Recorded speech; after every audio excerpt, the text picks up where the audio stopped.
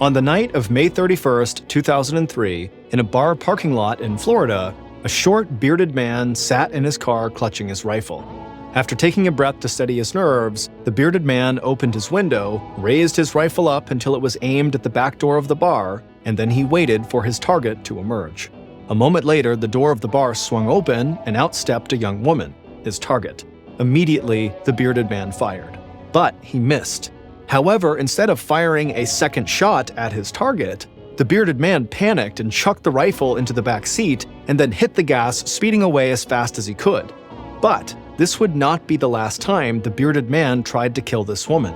And eventually, when the police finally tracked the bearded man down, his real identity and his motive would be truly astonishing.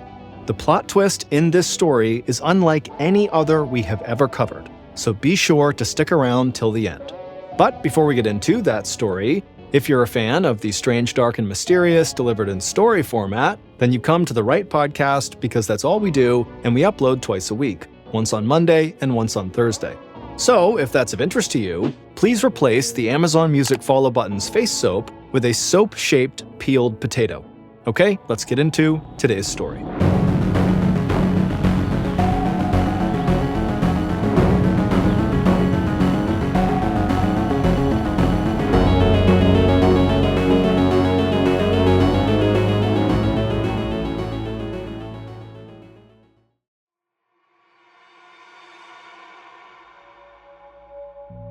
On the night of May 31st, 2003, 37-year-old Sandee Rozzo stood behind the bar at the Green Iguana Bar and Grill, not far from the beach in Rocky Point, Florida. The summer crowds had already started arriving in waves to the area, and so the place that night was totally packed. Music was blaring, people were dancing and shouting, and the line at the bar just kept getting longer. Sandee saw a man wave her down, so she walked over to him, she leaned across the bar so she could hear his order over the music, and then she smiled. And Sandee's smile showed off her perfect teeth that seemed even whiter than they really were because of her very bronze-tanned skin. She also had long hair with blonde highlights and the body of someone who worked out all the time. And when she was younger, Sandee had worked as a fitness model, and she still had dreams of becoming a movie star someday. Because of her looks, men at the bar often made it a point to order their drinks from Sandee instead of one of the other bartenders, and the men almost always told her how pretty she was. And that night was no different. Sandee poured the man his drink and slid it across the bar to him, and right away he told her she was totally beautiful and he left her a great tip. Sandee smiled again and then moved on to the next customer. Sandee used to love all the attention she got from men at the bar, but over the last year or so, she had stopped trusting people, especially men, like she used to. So she had started to keep her guard up a little more at work. For most of her life, Sandee had always thought the best of people, and she believed that when you treated others with kindness, they would do the same to you. But that had all changed for Sandee about a year earlier, after she'd had a horrible experience with a man who she thought was one of her best friends. That man, Tracy Humphrey, had been a part-time bouncer at the last place Sandee had worked as a bartender. Tracy was this big 6'2" tall, bald guy who looked like a big weightlifter. He was actually known as Mr. Clean because he looked like the big bulky guy on the labels of Mr. Clean cleaning products. Tracy and Sandee had first bonded over their love of fitness, and when Sandee found out Tracy worked as a trainer at a gym, she had started taking classes from him. Sandee also loved that Tracy had connections to Hollywood. He claimed he'd been the stunt double for the action movie star Vin Diesel, and that he had worked as Tom Cruise's personal bodyguard. And when Sandee would tell her friends that she still dreamed of acting in movies someday, Tracy was one of the only ones who told her that her dream really could still come true. And so Sandee had hoped that she and Tracy would be friends forever because they got along so well and he supported her dreams and she always felt relaxed and safe with him. But then, one night, when they had been hanging out at Sandee's place, Tracy had tried to pressure Sandee into having sex with him. Sandee got upset and said that was not what she wanted, and she made that clear to Tracy. But when Sandee turned him down, Tracy had gotten angry and gone into a rage. And so, soon after that incident, Sandee had left that job and started working instead at the Green Iguana, so she wouldn't have to see Tracy anymore at work. But even after she had quit, Tracy had kept calling her and bothering her. But by May of 2003, the calls had finally stopped. Sandee heard a rumor that Tracy had started dating a 20-year-old woman named Ashley, so she thought maybe that meant he would leave her alone for good. From behind the bar at the Green Iguana, Sandee could see the crowd was finally starting to thin out. Her feet were aching from standing up all night, and she was excited her shift was ending and she could finally go home. A little while later, she checked in with her manager to say she was leaving, she counted her tips for the night, and then walked through the kitchen towards the back of the building. While Sandee was getting ready to leave, people outside were making their way from one bar to the next, and music was pumping from dance clubs and from parties all across the beach nearby. But a short, bearded man wearing baggy jeans, a sweatshirt, and a baseball cap blocked out all that noise and walked straight down the sidewalk in front of the Green Iguana. The bearded man pushed his way through a crowd of people and then headed around the building to the large parking lot in back. Once the bearded man got to the parking lot, he climbed into his Volkswagen Beetle car and closed the door. Then he leaned over to the back seat and grabbed a rifle that he'd stashed there. Then the bearded man picked up a pair of old jeans on the passenger seat and slid the barrel of the rifle through one of the pant legs to conceal the barrel when he raised the gun. The bearded man lowered the passenger side window, stretched across the car, and propped the now concealed barrel of the rifle on the open window, and then watched patiently at the back door of the Green Iguana. It was hot in the car and he could feel sweat dripping down his forehead from under his hat, but he just kept on focusing on that back door. Then finally, Sandee, who had just finished her shift, came out the back door. As soon as the bearded man saw her, he raised his rifle up and aimed it right at her and fired. The bearded man heard glass break and he saw Sandee look around wildly around the parking lot. The bearded man was confused for a second, but then he realized he hadn't hit Sandee. He had missed. He'd shot the side mirror on his own car. The bearded man panicked and looked around to see if anyone had seen him. Then he tossed the rifle into the back seat, started up his car, and sped off. Back in the parking lot, Sandee got into her black BMW convertible like nothing had happened. She'd heard the glass break, and she'd heard the shot most likely, and the car speeding off, but she just kind of figured that maybe some drunk guy had smashed a bottle somewhere and then driven away. She didn't realize she had been shot at. So, inside of her car, Sandee started the engine, pulled out of the parking lot, and headed home. And after about a 25-minute drive, Sandee arrived in her quiet, well-lit neighborhood and pulled up to the 2-story townhouse she shared with her friend, Tony Ponycall. Then she parked her car in the garage and went inside. Tony got home not too long after her, and they both stayed up for a bit talking, and then eventually Sandee went up to bed and fell asleep, not realizing that earlier that night, someone had tried to kill her. The following month, Sandee spent most of her time at work or hanging out with her friends, and she was having fun and making good money, and she felt like her life was moving in a really positive direction. But as good as things were going for her, she'd started to worry a little bit about Tony, the man she lived with. It had become clear to Sandee that Tony was in love with her, and he wanted to be more than just roommates. And Sandee admitted to some of her friends that she kind of liked Tony too. He was sweet, he worked hard, and he treated Sandee like a queen. And the two of them had even gone on a few dates. But after what had happened to Sandee with Tracy, she still wasn't ready to fully trust anyone. And so Sandee had told Tony that she didn't want to have a serious relationship with him and that they were great as friends and roommates, but they should both be able to date whoever else they wanted. Tony said he understood, but there were still times he acted like they were a couple, and that concerned Sandee. On July 5th, over a month after the secret failed shooting in the parking lot, Tony and Sandee hung out for a little while at their townhouse before Sandee left for work. And when she left, Tony told her to have a great day and everything seemed good between them. And Sandee hoped Tony was finally okay with just being friends and roommates again. And when Sandee got to work, any thoughts about Tony quickly disappeared because the bar was so crowded that all she could think about was the next drink she had to make. July 4th weekend at the bar made other summer weekends look tame in comparison. And Sandee could feel her legs burning and her back aching as she made her way up and down the bar pouring drinks for what seemed like a never-ending line of customers. But even though she was tired and busy, she was still in a great mood because everyone was making a lot of money that night and all of the customers seemed like they were really having a great time. And then, after working non-stop for hours, Sandee's shift ended at about 10:30 p.m. So she counted up her tips, she said goodnight to everybody, walked through the kitchen, out the back door, and into the parking lot. And when Sandee stepped outside, she immediately heard a loud bang And right away, Sandee was startled, but then she looked up and saw it was just fireworks exploding over the beach. Sandee smiled, climbed into her car, and headed home. And a little after 11 p.m. that night, Sandee pulled onto her street that was lined with small homes and townhouses just like hers, and she noticed how quiet everything was. She figured everybody must still be out, or they must have gone to bed early after partying the day before on July 4th. Sandee pulled into her driveway, she opened her garage door, and parked her car inside of the garage. She turned off her car's engine, pulled her keys out of the ignition, and leaned over to grab her purse on the passenger seat. But while she was leaning over, she heard something slam against the driver's side window. Sandee turned to see what had made the noise, and a look of fear came across her face. Then Sandee screamed, raised her feet up, and began kicking the driver's side door over and over and over.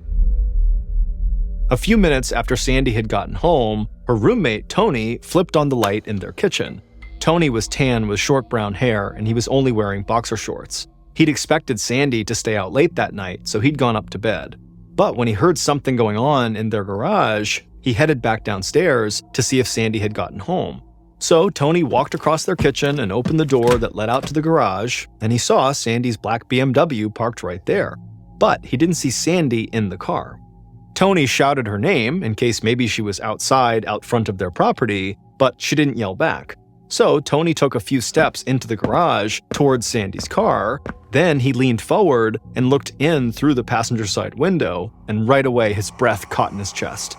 In the car, Tony saw Sandee lying slumped over the center console, and her car seats were covered in blood. Immediately, Tony ran around to the driver's side of the car, and as he did, he felt glass pierce his bare feet, and he saw the driver's side window was shattered.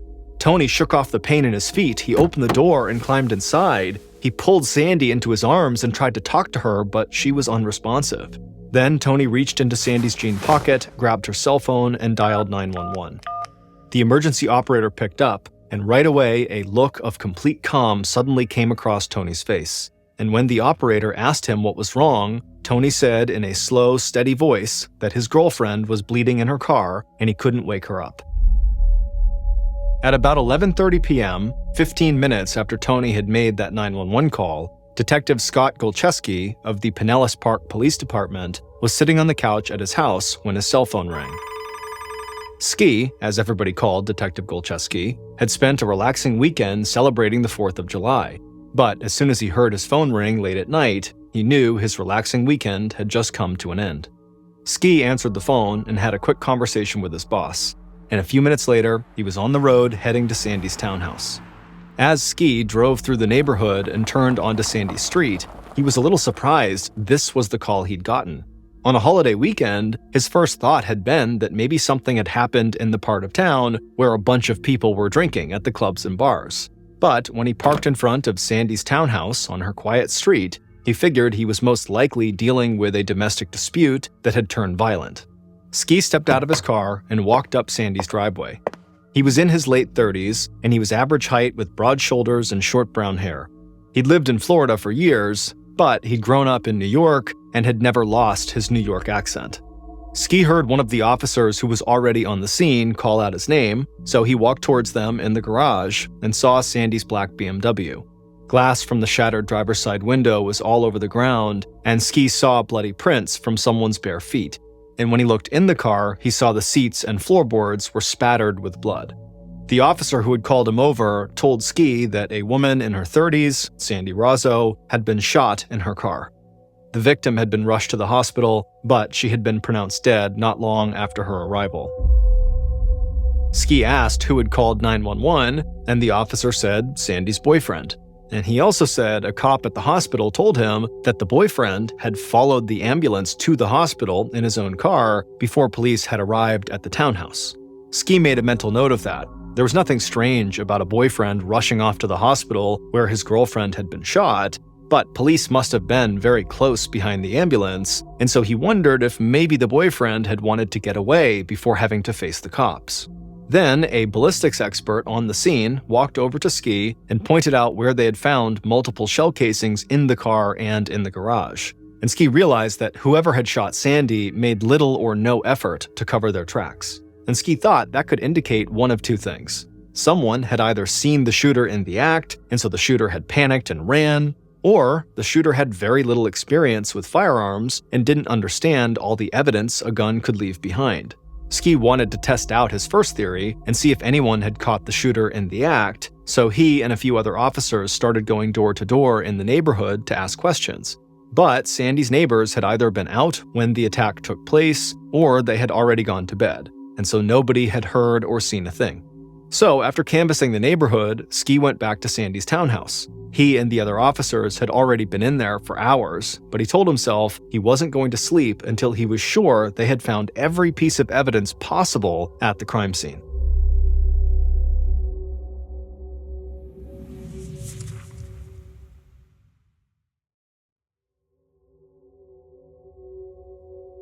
By 6:30 a.m. on July 6th, so about 7 hours after Ski had gotten the call from his boss, Ski was still at Sandee's townhouse. He was out on the driveway, making sure they hadn't missed any tire tracks or any other evidence out there, and as he did that, he looked up and saw the sun rising, and that was when he realized how tired he was.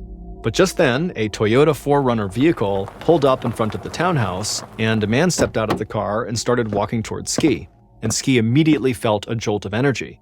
The man introduced himself as Tony Ponycall, the victim's boyfriend. He was now wearing sweatpants and a t-shirt, and he said he'd spoken to officers at the hospital and they had let him go.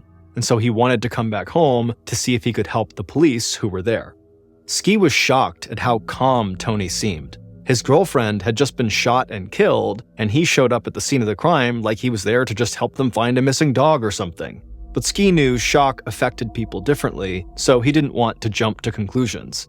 Ski asked Tony if they could go inside and talk through the events of the previous evening. Tony smiled and said he'd be happy to help. And as they walked across the yard towards the front door, Ski noticed there were scratches on Tony's hands and arms. Once they were inside, Tony led Ski through a foyer with peach-colored tile floors and into a living room with a high ceiling. Tony sat down on the couch, and Ski sat in a chair across from him. Police had found no evidence of forced entry in the house, and Tony said nobody other than him had come into the house that night. Then, with an almost blank look on his face, Tony said he'd been in the upstairs bedroom when he heard something going on in the garage, so he went downstairs to see if maybe Sandee had gotten home, and he told Ski about how he had found Sandee slumped over in her car. But even when talking about the moment he had found Sandee with blood all over her face and clothes and all over the car, Tony remained completely calm. So, Ski leaned in a bit closer and asked Tony if he and Sandee's relationship was serious or more like casual dating. And Tony said Sandee was actually his fiancée. A confused look came across Ski's face, and he pointed out that Tony had just introduced himself as Sandee's boyfriend. But Tony quickly said that he just hadn't gotten used to being engaged yet. Ski nodded, but watched Tony's face closely to see if he looked like he might be lying, but Tony's appearance never changed. So, Ski pointed at Tony's hands and arms and asked him how he'd gotten all those cuts. Tony said when he climbed into the car to try to revive Sandee, he'd cut his arms and his hands on the shattered glass. And he also said he had not been wearing shoes or socks at the time, and he'd cut his bare feet as well on the glass on the ground. And when he said this, Ski figured that probably cleared up who those bloody footprints belonged to. Then finally, Ski looked Tony in the eye and asked him if he could think of anyone who might want to harm or kill Sandee. And for the first time, Tony's calm, cool demeanor disappeared. His face started to turn red, he clenched his jaw, and then he said there was one person who definitely could have killed Sandee. And that guy was a guy they called Mr. Clean, Tracy Humphrey. In his time as a detective, Ski had tried to stick to a simple rule: never get tunnel vision when working a case. Over the years, he'd seen a lot of cops build cases entirely around one suspect, and when that suspect turned out to be innocent, the cases just fell apart. So, in the days following Sandee's murder, Ski still definitely considered Tony to be a major suspect. Tony was the one who had found Sandee and called 911, and he had those scratches on his hands and arms. And on the day after the murder, Ski had heard from one of Sandee's coworkers at the Green Iguana that Sandee had never agreed to marry Tony, and she'd actually told him she didn't want a serious relationship with him at all. So Tony calling Sandee his fiancée just seemed totally strange to Ski. But Tony had undergone a gunpowder residue test to determine if he'd recently fired a gun, he had willingly submitted DNA samples, and he had allowed the forensics team to do a thorough investigation of his car. And so, while the investigators waited for all those test results to come back, Ski started looking into other possible suspects. And someone who worked at the Green Iguana had seen a bearded man kind of lurking outside the night Sandee was killed, but they had no idea who he was. So Ski now had Tony and this unknown bearded guy as possible suspects, but for the time, he wanted to turn his attention to Tracy Humphrey, aka Mr. Clean, the man who Tony was so sure could be Sandee's killer. So at 3 p.m. on July 8th, less than 3 days after Sandee's murder, Ski paid a visit to the gym where Tracy worked as an instructor and personal trainer. Ski walked into the gym and heard the sound of trainers shouting encouragement and people grunting while they lifted weights. Then he walked up to the front desk, showed the man behind the counter his badge, and asked to speak with Tracy. The employee said he would go get Tracy and pointed Ski to a small office where he could have some privacy. Ski thanked the man and then walked into the office, took a seat at a table with nothing on it, and waited. And a couple of minutes later, Tracy walked in. He was 36 years old, out of breath, dripping with sweat, and had a towel wrapped around his neck. Ski was taken aback by how big and intimidating this guy was. Ski asked Tracy to close the door behind him and have a seat. So Tracy closed the door, he wiped the sweat from his face with his towel, and then he sat down. Then he introduced himself to Ski in a low, soft voice. And right away, Ski thought that Tracy's voice didn't really match his body. Ski smiled and said he knew Tracy was working, so he wouldn't take up much of his time. Then he asked if Tracy had heard about what happened to his friend Sandee. Tracy said he'd read about it in the newspaper and that he was totally heartbroken. Ski told Tracy that he was very sorry for his loss because Ski believed that it was always a good idea to start a line of questioning by empathizing. But before Ski could actually ask a follow-up question, Tracy suddenly stood up and said he did not feel comfortable talking to police at work, and that if Ski had a problem with that, he could contact Tracy's lawyer. Ski was surprised the conversation had taken such a quick turn, and it definitely made him question why Tracy wanted to get out of there so fast. But he didn't have anything to charge Tracy with, so he just thanked Tracy for his time, stepped out of the office, and walked back through the gym. And when Ski stepped outside, right away he felt the sun on his face and a warm breeze blowing. The temperature was about 90 degrees Fahrenheit, and Ski thought that this was the perfect kind of summer day to go to the beach. And right there, it struck him that Sandee would never get to enjoy these perfect summer days in Florida ever again because someone had robbed her of her future. And that made Ski very angry. He wanted to find Sandee's killer as fast as he could. And the conversation he just had inside the gym made him want to dig a lot deeper into Tracy's life. Over the following week, Ski and the investigative team returned to Sandee's townhouse multiple times to see if any new evidence had emerged, and they also followed up with Sandee's coworkers to see if they remembered something from the night of Sandee's murder that they might have overlooked the first time they were interviewed. But nothing new surfaced. So during that time, Ski also did something that some other detectives might not have done. Ski's father had been a fireman, and so Ski had always admired firefighters and had close relationships with a lot of them in the area. And so he reached out to friends at different local fire departments, filled them in on the Sandee Rozzo case, and asked them to please let him know if they had anything that might help him find Sandee's killer and bring them to justice. Ski didn't know if anything would come of asking these firemen for help, but it just made sense to him to use all the resources at his disposal. But as the days passed, no new evidence came in from anywhere, and so Ski started to really get frustrated. And he wanted to move the investigation forward, but he'd run into a big problem. Tracy's lawyer had told Tracy not to say another word to police about Sandee's murder. And that was a major roadblock for Ski, because even if Tracy hadn't killed Sandee, the police couldn't rule him out if they didn't get any information from him. But Ski refused to let this lawyer bring his investigation to a stop, so he came up with a plan to work around Tracy. Ski had learned that Tracy recently married a 20-year-old woman named Ashley who worked with him at the gym. So he figured if he couldn't talk to Tracy, maybe he could talk to Tracy's new wife. But Ski wanted to make sure Ashley was alone when he met with her, because if Tracy was there, Ashley almost certainly would be told not to talk. So, at around 3 p.m. on July 16th, 11 days after Sandee's murder, Ski drove to the gym where Tracy and Ashley worked and parked right outside. Then he stepped out of his car and walked right up to the large windows out front and pressed his face up to the glass to look inside. But he couldn't see if Tracy or Ashley were in the gym or not. So Ski went inside, walked up to the employee he'd met there the last time, and asked if Tracy was working. The man said he was, but that he just started teaching a class. So Ski asked if Ashley was working, and the man said no, she had the day off. And that was all Ski needed to hear. He turned around, rushed out of the gym, and ran to his car. He knew he was in a race now. As soon as Tracy finished his class and found out a cop had been looking for him and Ashley, Tracy would call his wife to tell her not to talk. So Ski got in his car, started the engine, peeled out, and sped off down the street. And about 10 minutes later, after speeding across town, Ski hit the brakes and parked his car in front of the apartment building where Tracy and Ashley lived. He took a deep breath, calmed himself down, and then got out of the car and walked to their apartment. After knocking on the door opened, and it was Ashley. Ashley was pretty with long brown curly hair and big eyes, and she was wearing shorts and a t-shirt. Ski showed her his badge and asked if he could come inside and talk for a bit. Ashley shifted back and forth on her feet, and she had a nervous look on her face, but she said okay.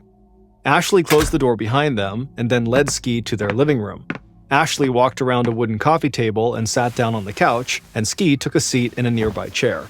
Once they were seated, Ski asked her how long she'd been married to Tracy, and Ashley said they'd actually just gotten married on July 4th at the gym where they worked.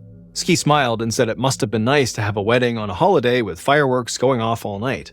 Then Ski asked her if she and her new husband had gone on a honeymoon right after their wedding. But Ashley laughed and said the following night, July 5th, they just rented some movies, ordered pizza, and just hung out on the couch. Ashley shifted her position on the couch and asked what this was all about. But Ski just kept on smiling and asked where they had rented the movies and gotten pizza from. And Ashley gave him the name of the video store and the pizza place. Then Ashley's cell phone, which was sitting on the coffee table, started to ring.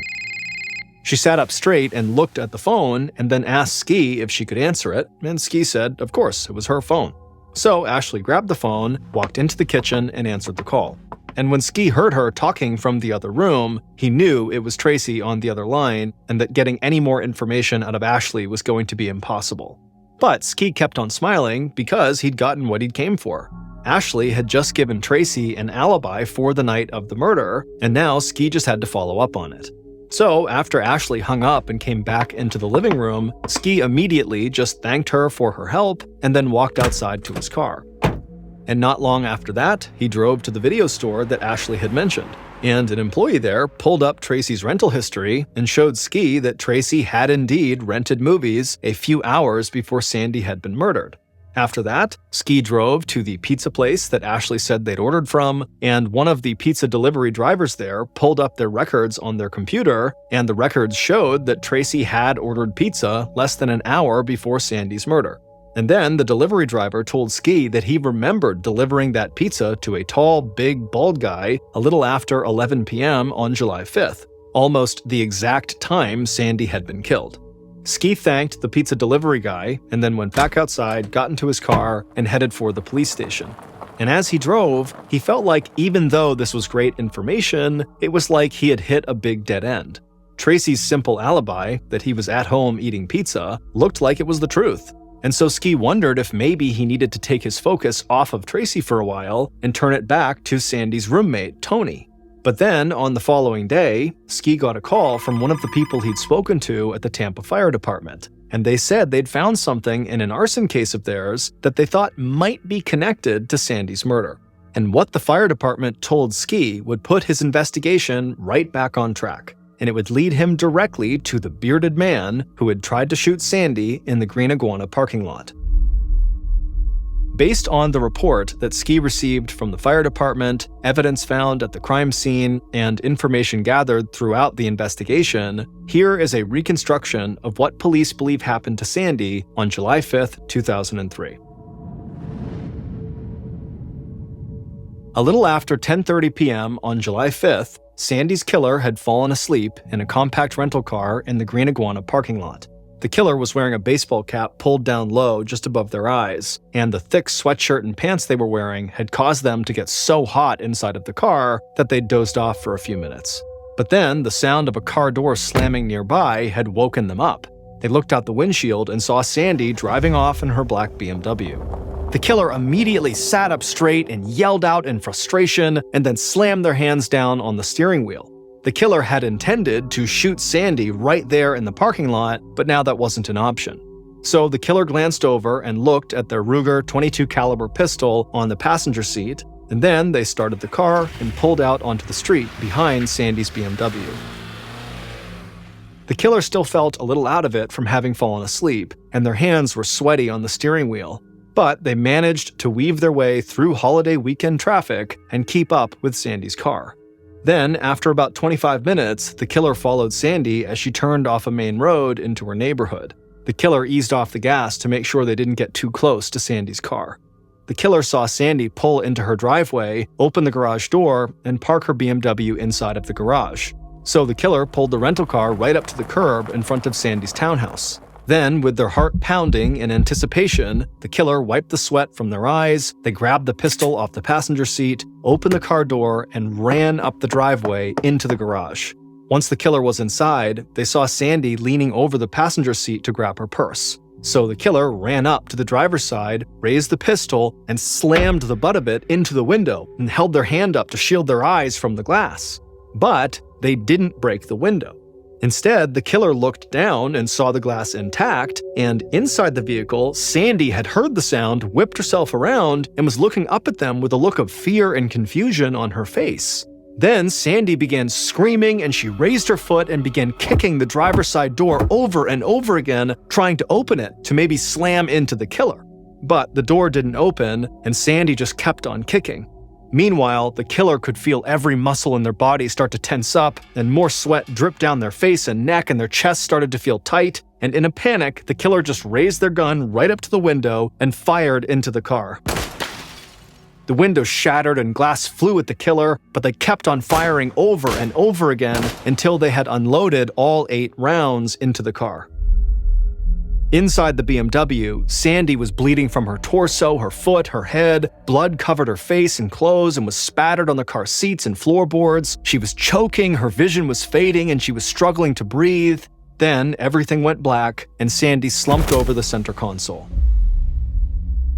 After looking inside the car and making sure Sandee was motionless, the killer turned and ran out of the garage, back down the driveway, got into their rental car, and once inside, they took a deep breath and put the pistol back on the passenger seat, right next to the fake beard they had been wearing earlier that night.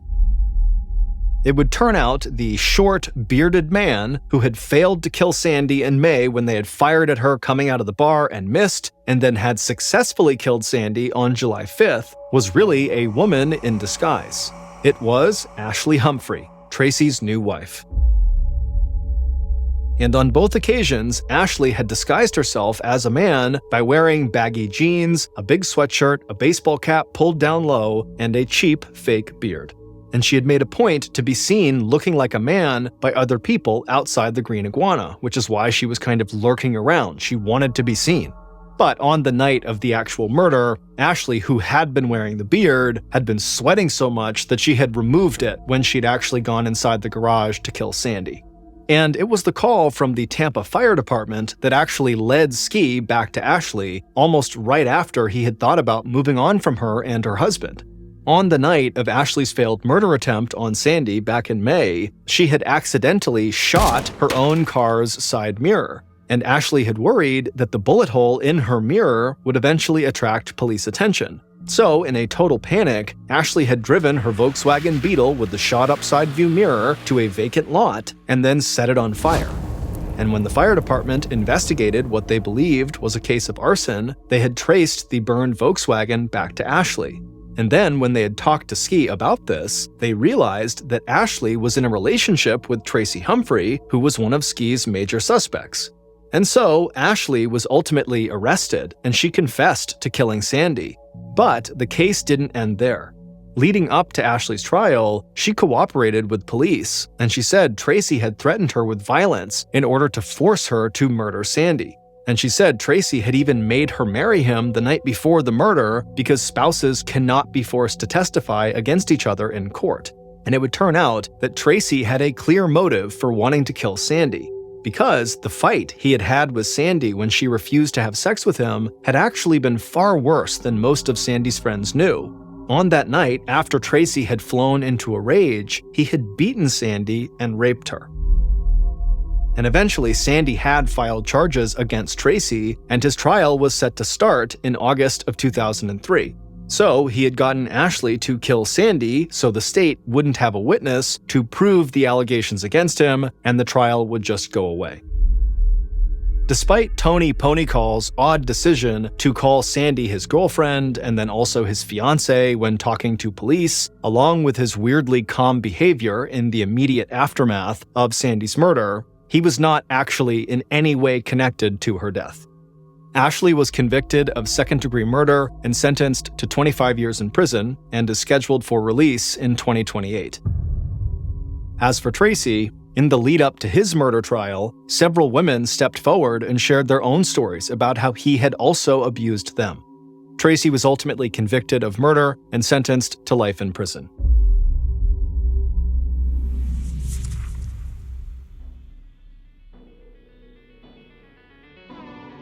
Thank you for listening to the MrBallen Podcast. If you enjoyed today's story, be sure to check out our YouTube channel, just called MrBallen, where we have hundreds more stories just like this one, but many of them are only available on YouTube. So that's going to do it. I really appreciate your support. Until next time, see ya.